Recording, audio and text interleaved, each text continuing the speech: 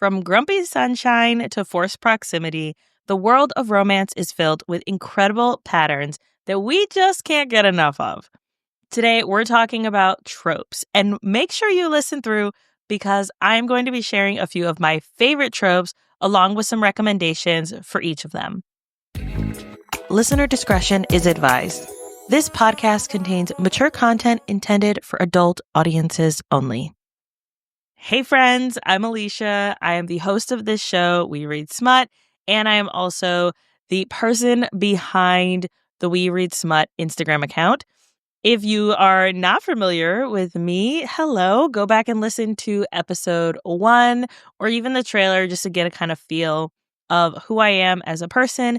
Today, we're going to be talking all about tropes. And this is a really important topic. One, if you're new to the romance industry, then you might be like, trope what?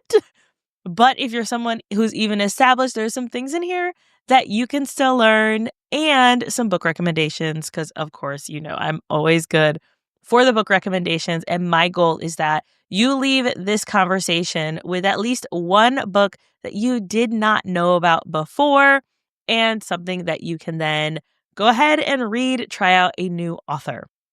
All right, so what are tropes? Tropes are those familiar ingredients, that favorite bits of a recipe, and their recurring elements, character types, and plot devices that make a romance novel feel familiar. Now, you might be thinking, every romance novel is maybe a little different. Yes, and there tend to be some pretty similar building blocks within certain books. And I don't just mean if you have a fantasy book, then those are all the same type of building blocks. We'll get into it and you'll understand a little more of what I mean by that. But I want to make sure before we even get into all of that, I want to make sure that we note that identity is not a trope. I'm going to say that again. Identity is not a trope. It is important, it is crucial that we recognize that a person or a character's ethnicity, disability, size, or sexual orientation are not tropes. What does that mean? You might have seen the trope roundups where an author will say there's Latinx rep or there's a Latina female main character. That's fine for the author to do. But when we're talking about tropes specifically, and us as reviewers, us as readers, when we're quantifying what those tropes are, those character representations are not tropes. Reducing a character's identity to a specific trope can perpetuate harmful stereotypes and erase the complexities of the lived experience that the author is trying to present. Authentic representation in romance means that the authors are portraying characters with diverse identities as fully realized individuals with their own unique stories and motivations. When we treat identity as a trope, it can lead to tokenism and misrepresentation, which is very harmful for marginalized communities and not okay. For example, an enemies to lovers dynamic is a trope. A character being Black or Latina is not. A forced proximity scenario is a trope. A character using a wheelchair is not. A character having a secret identity is a trope. But a character being part of the LGBTQIA+ community is not. Hopefully that clarifies things if you were confused before or you're like, wow, I never thought of it that way. Hoorah. That's what this show is here for, is to kind of open our eyes and approach romance a little differently than we did before. So here are some reasons why we love tropes, because they create that familiarity and that comfort.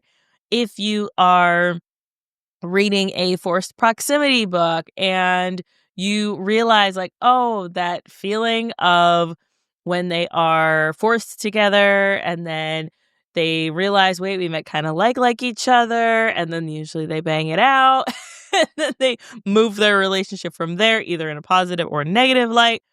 That kind of feeling, you're like, I know that feeling because I've read that feeling before, and it makes me think of sitting in my chair and reading that book. It also gives us a sense of predictability, which is beautiful about romance, that it has that happily ever after. Always. There's no argument there. It always has that happily ever after. And you have that kind of feeling of that thread throughout romance, those tropes throughout it that give you that familiarity from a different book that you've read. And you can kind of determine, do I like the way that this author approached this trope, and how is it different than maybe another author was approaching this trope? And so I think it allows for a really satisfying resolution, but it also gives us kind of a formula to work with. We kind of know what to expect, and we understand what's going to happen. So why do we see that people say, hey, here are some tropes that are included in this book? Now, you might be someone who does not like spoilers. I love spoilers. I'm always down for spoilers. So if you want to spoil something for me, please do. I'm always open to that. But one thing that I love about tropes is that it establishes the type of story and the emotional journey that the author is going to take us on. For example, if there's a forced proximity scenario, then you know that there's going to be some intimacy and some tension in that book. So if you're ready for that kind of energy, then you can go into it. But maybe you're looking for maybe something with a grumpy sunshine trope, where that is more of a heartwarming story, opposites attract, probably a bit of personal growth. And so you get to decide, knowing those tropes and going into a book, how you want to best prepare.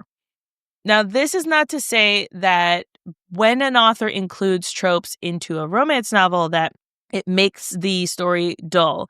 No, any skilled author is able to take those common tropes, make them fresh, make them exciting, spin them a different way, and make it feel even more unique to those characters, which is what I love. Now, before we get into our lovely examples, because I'm so excited to share those with you, let's go ahead and go into microtropes. This is something that I have seen so much. I like to think of tropes as your bigger pieces when you're building a house. I don't build houses, so this is literally the worst analogy I could possibly pick. But all right, let's do this because that is not going to be a good example.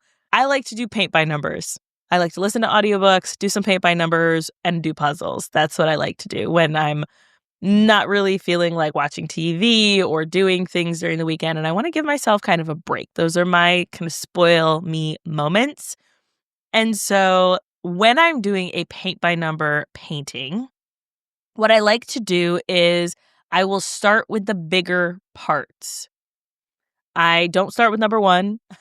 I don't usually they're labeled with numbers, and then the painting is labeled with numbers. I usually start with the bigger chunks of the painting. Now, you might do it the opposite way, where you start with the little pieces of the painting or the little portions of the painting, and then move on to the bigger parts. It really is up to you. But what I like about that is that it allows me to see, okay, I'm getting a lot done, and then I can do the little smaller details. And if I paint over some things, it's not going to mess it up too much because the lines are already there pretty well. The same thing goes for tropes versus microtropes. Your tropes are your bigger pieces that make that paint by number picture. And then your microtropes are those smaller, more subtle patterns that we see within a romance novel. Now, a microtrope is the recurring elements, it's the specific moments or the turn of phrase that pop up within the larger tropes or even on their own. So here are a few examples to help you get an idea of what I'm talking about. He falls first. That is not a trope. It is a microtrope. And it describes this dynamic where one character, which is typically a male main character, develops romantic feelings for the other person before they do. And it adds a layer of vulnerability and a bit of pining that I could just eat up. And I love that trope, especially for your contemporary male-female pairings. Those ones are just, yes. Anytime there's a he falls first, I'm usually in line for that. And then the accidental touch. This makes me think of, if you've seen the Pride and Prejudice movie with Keira Knightley and Matthew McFadden, because of course I know his name, they have that moment where he helps her up to the carriage and he like flexes his hand, right? That hand flex moment. Yes, you guys know what I'm talking about.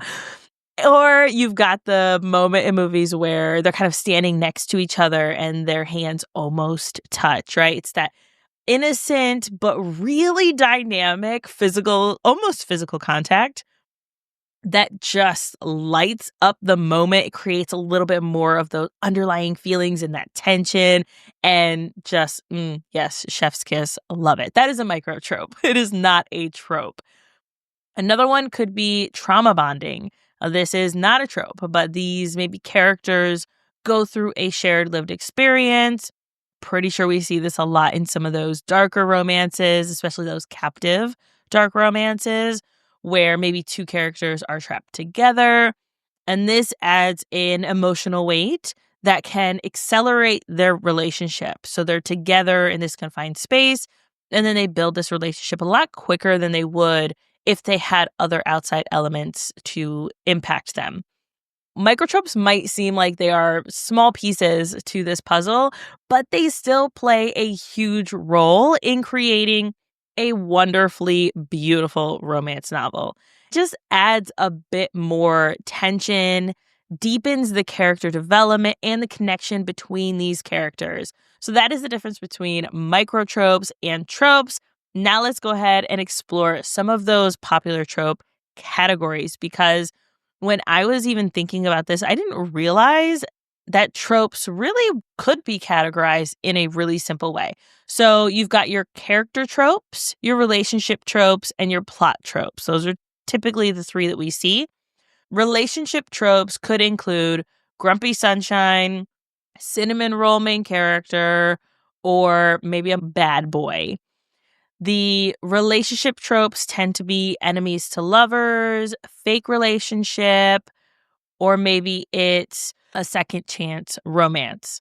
And then you've got your plot tropes, which are forced proximity, secret identity, and my least favorite, amnesia, which is just not my thing. Not interested, not about it. But here are 6 of my favorite tropes, and I'm going to give you 3 examples of each one. So our first is friends to lovers.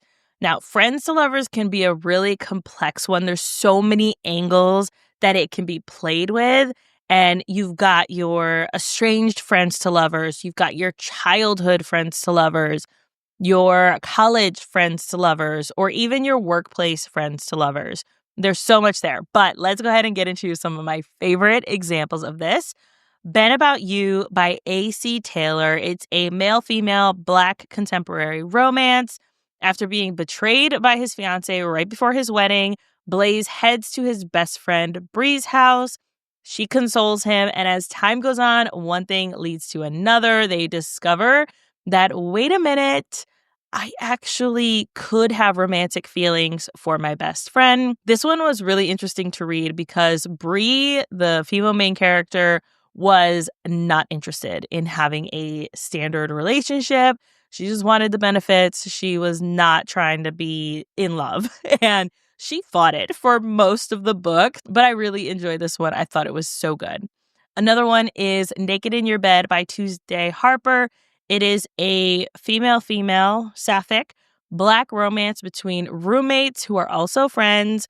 They're having a party at their house. One thing leads to another, and then they finally tell each other how they feel.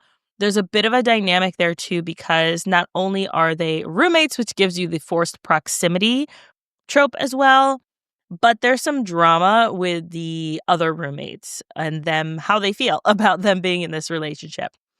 Another one is Just for the Cameras by Viano Omoniomo. And that is a polyamorous Black romance. It is MMF, so male, male, female.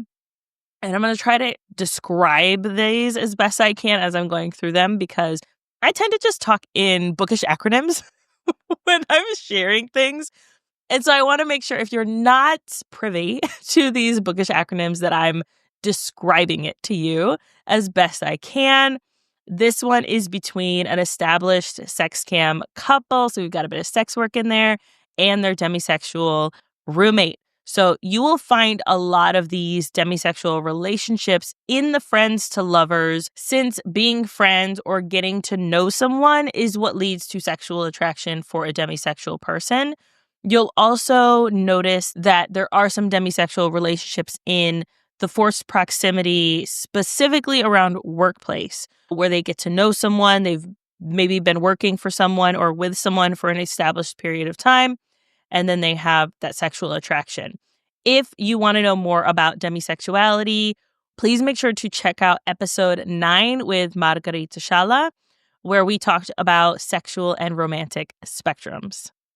All right, next we have our forced proximity. This is very similar to friends to lovers in that it captures a lot of nuance. It's more of a trope that people use, but for a lot of different things. And that could include roommates, neighbors, maybe they're forced to work on a project together, maybe they're snowed in, or maybe they work together. So it's not that they want to work together, have to, because they both have this job. And so it's anything that forces these characters to be in a space physically that they otherwise wouldn't be. So some recommendations I love is Make Room for Love by Darcy Lau. It is a FF trans main character in butch lesbian contemporary romance. They're roommates. There's also some bi-awakening and some really sweet caretaking in this book. It is so good. Highly recommend. Another one is Back to Me by Katie Duggan. This is a female-female contemporary romance. It has ADHD, fat, and chronic illness representation, which I love that we've got all this representation in this book. They dated as teenagers and now they're roommates. So it's got a bit of that second chance trope as well. And then we've got Chaos by Jack Whitney. You can see me interviewing her on episode 4. And that is a male-female contemporary rock star romance where we have a bi-male main character. He's a golden retriever. And he fake dates a very grumpy, autistic, and ADHD mid-size model with some dark secrets. Now, this one has some suspense elements that are outside of the couple. So it's not considered a dark romance. I would consider it more of a suspense romance. The next one is Grumpy Sunshine. This one's pretty self-explanatory, but there's also this idea that a lot of people use with Grumpy Sunshine, and that is they will use the verbiage of reverse Grumpy Sunshine. There should not be a reverse trope. So it just makes it sound like only the male main characters can be grumpy, and that's not really how it works. I mean, tend to be a pretty grumpy person sometimes. So I'm all about a female main character being grumpy, and I do have a post. I'll make sure I link it in the show notes in the description where I give recommendations for Grumpy Sunshine, and she is grumpy. That's a post that I love to refer back to, and it's a good one. So for this one, let's go ahead and jump into some of my favorites. We've got The Romantic Agenda by Claire Kahn. This is an interracial male-female contemporary romance. It's got an asexual female main character. Make sure you go check out that episode 8 with Margarita Shala, so that way you can understand asexuality if that's something that you're not familiar with. It's a bit of a love square, but you've got your female main character who is in love with her best friend. He's in love with someone else, and her best friend, the male main character, is in love with her. And so it gets to be a bit interesting. The main characters end up fake dating each other to make the other couple jealous, only to realize, wait, we kind of really actually do like each other. So that one is quite a ride, but so much fun. Roaming Holiday by Marina Hill. It's an interracial male-female royalty bodyguard romance. Those are a bit more of your character tropes. You've got a royalty or a bodyguard. I like to think of this book as Princess Diaries 2, which it maybe is dating me, but who cares? I'm a millennial. Princess Diaries 2. But instead, Mia is mixed race and falls for her bodyguard. Yeah. And there's a bit of like understanding that there's some parts about royalty that they want to change, giving power back to the people, actually helping the people. There's a lot of those elements that I really, really love. So that one's a good one. And then Bossed by the Orc by Saam King. This one is so delicious. It is a male-female fated mates urban fantasy. It's between a rich business-minded orc and a woman down on her luck. There is a clear size difference. The female main character is, I want to say, mid-size or plus size as well. I don't know if she's either mid or plus size. And the book is spicy. It is delicious. Him fighting the whole fated mates thing is so funny to read, and it's just so good. Next, we have the enemies to lovers. This one tends to also encompass rivals to lovers or inconveniences to lovers sometimes as well, where the person's slightly inconvenienced, it's an enemies. Some people get really upset about that. I don't really care either way. So the ones I picked, I tried to pick ones that are at least mostly real enemies to lovers.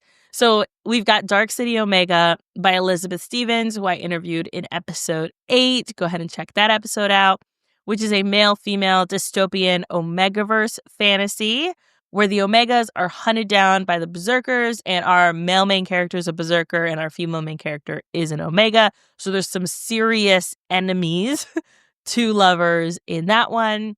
Next, we have Pride and Protest by Nikki Payne, which is a male-female interracial modern retelling or adaptation of Pride and Prejudice by Jane Austen. I loved that this book has some little nods to the original.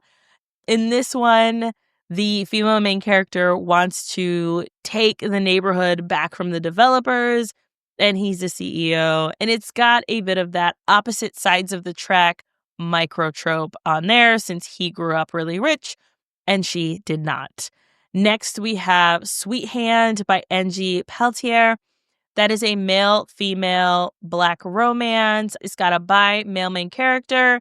And this one has a bit of forced proximity as well, since these two enemies have to work together for a wedding that they're both in. He's the best man. She's the maid of honor.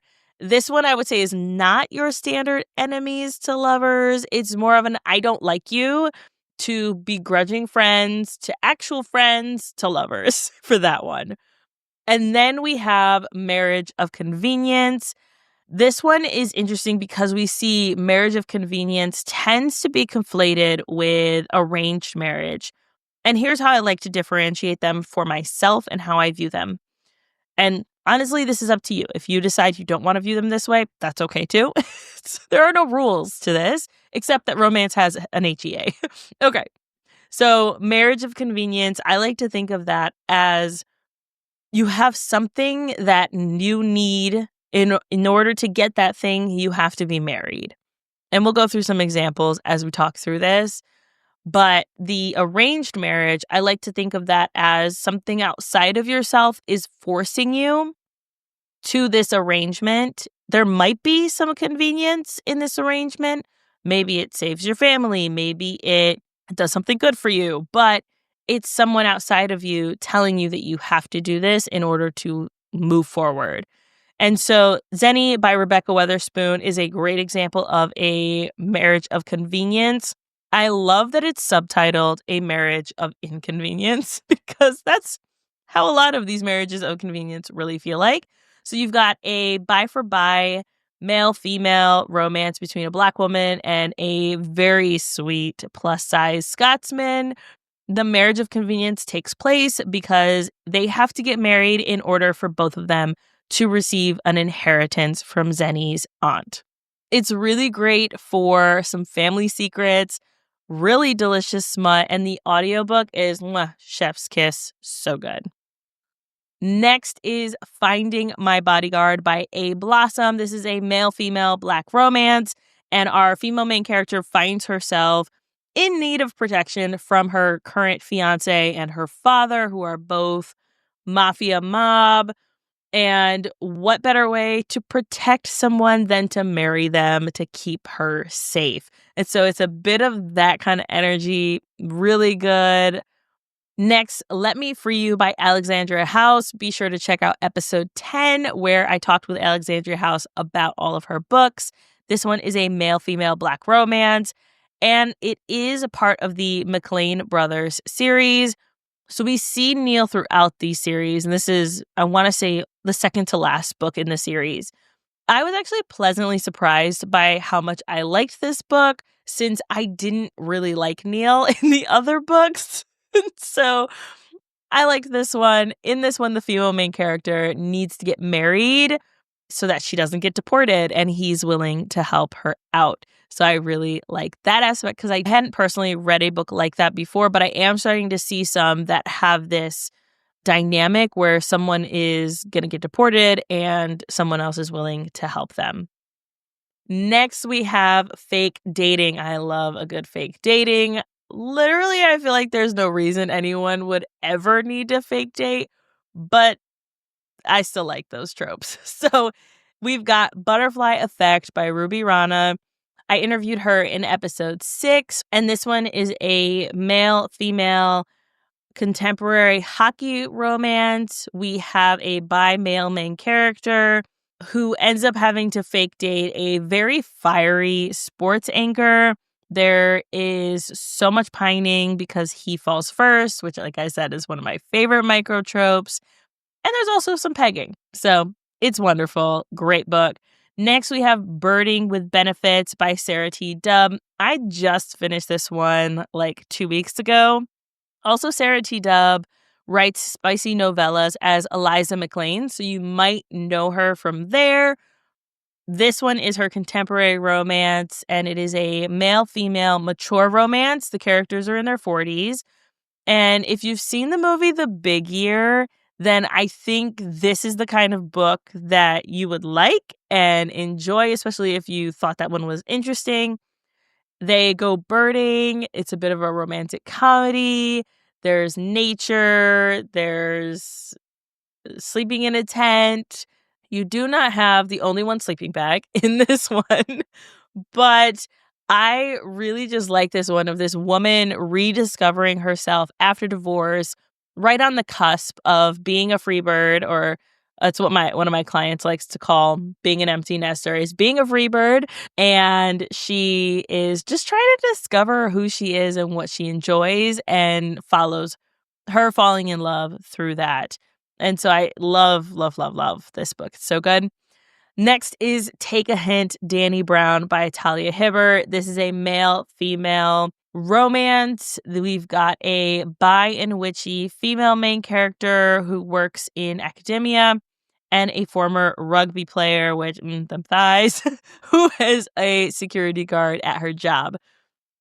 They break a table with their activities. I feel like that's all you really need to know in order to want to read this book. So I want to know what your favorite romance trope is. You can find me on Instagram at We Read Smut. If you're on Spotify, you can comment below. If you're on YouTube, comment below. Let me know what your favorite trope is. I want to know. But romance tropes, while I know they can be a bit predictable, are some really fun tools in storytelling. They can make the story more connected, more emotional, and give us readers exactly what we want. I think that by understanding and appreciating tropes, we get a deeper insight into what it actually takes to make this romance genre. And remember that even within the most familiar tropes, there's always room for creativity and stories that really delve into issues that we are dealing with, issues that we know and love and can learn from. Thank you for listening to this podcast.